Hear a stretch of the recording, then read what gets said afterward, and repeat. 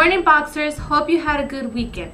For you sophomores that took the KC, hope you passed. You will know your scores in 2 months.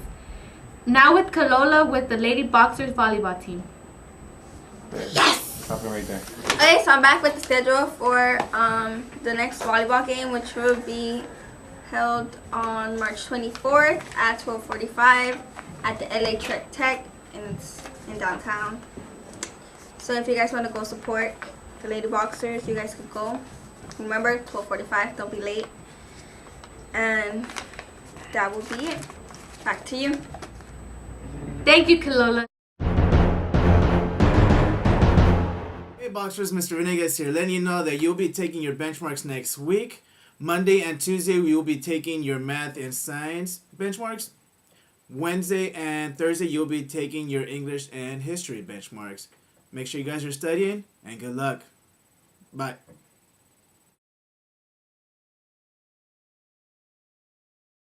This is Mrs. Padron, and we'll be talking about active-passive voice today. Active voice first. So active voice is when the subject performs the action. These sentences are written as subject, verb, object. Let's look at the example below. So Jill kicked Jack. Jill is the subject, kicked is a verb, and Jack is the object that she kicked. Simple? I think so. Now we're going to look at passive voice. So in these sentences, the subject becomes the recipient of the action. So these are written as object, verb, subject. The example says, Jack was kicked by Jill. Jack is the object, kicked is the verb, and Jill is the subject. Jack is still the one who's being kicked by Jill, except it's written in an opposite order.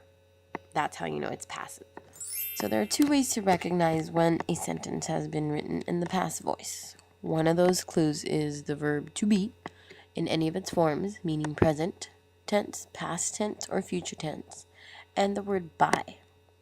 So let's look at the last example again to better understand this. So here we have our example again. Jack was kicked by Jill.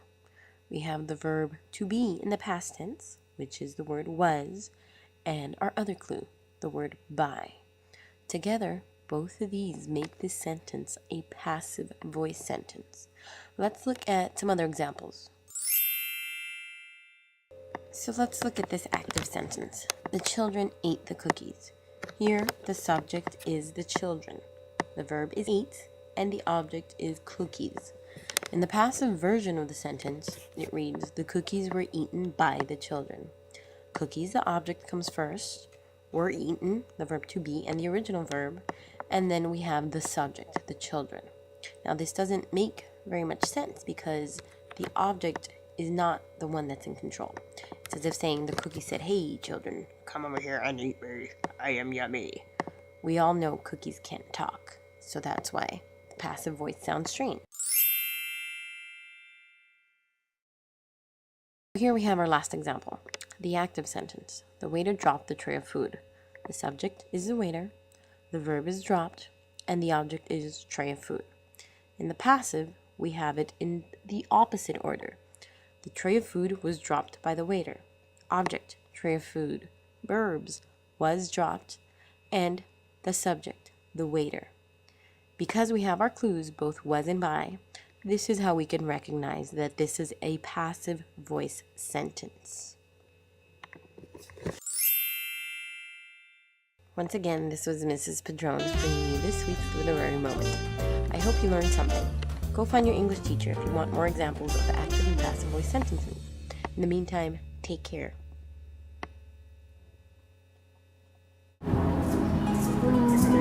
What?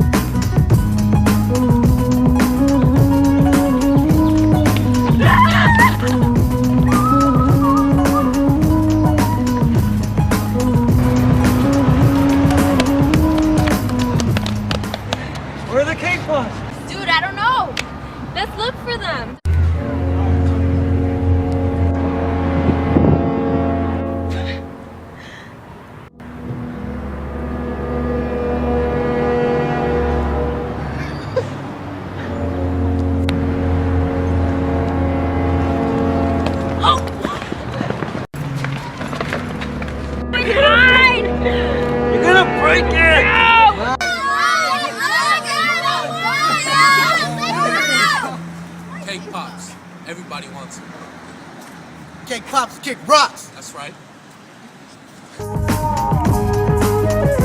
Now with David with senior news. Seniors, remember to check your portals, your CSUs and UC portals. There's going to be a bonfire at the end of March, I believe, this month. Remember to sign up for your test, your early assessment test. They're going to have to be $18 each, 36 in total. And prom's coming up, so get ready for that. Back to you, Jasmine.